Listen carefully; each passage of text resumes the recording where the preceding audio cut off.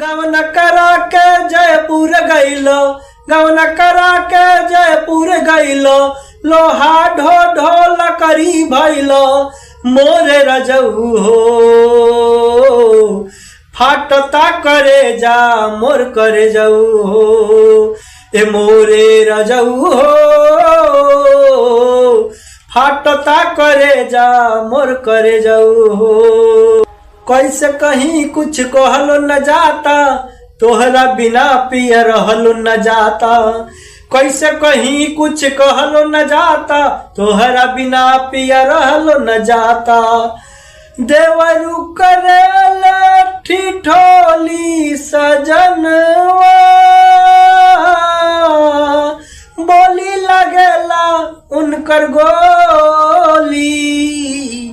देवरू करेले ठिठोली सजनवा, देवरू करेले ठिठोली सजनवा, बोली लगे उनकर गोली, बोली लगे उनकर गोली।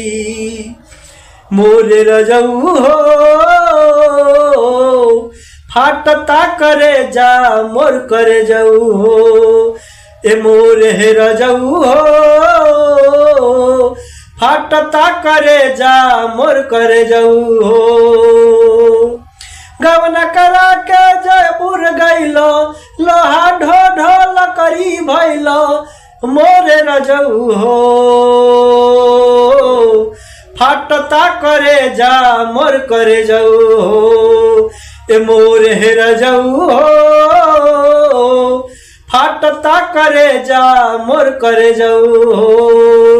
अब का कहतरी सुनी फोन पर अपने पतिदेव जी से। आँख के चश्मा टूट गइल बा, लौकत नइखे माई के। आँख के चश्मा टूट गइल बा, आँख के चश्मा टूट गइल बा, आँख के चश्मा टूट गइल बा, लौकत नइखे माई के, लौकत नइखे माई के। आँख के चश्मा टूट गइल बा, लौकत नइखे माई के, लौकत नइखे माई के। छठ दिवाली बीते न पावे, हे राजा जी। छठ दिवाली बीते न पावे, छठ दिवाली बीते न पावे, कहिले समझाई के,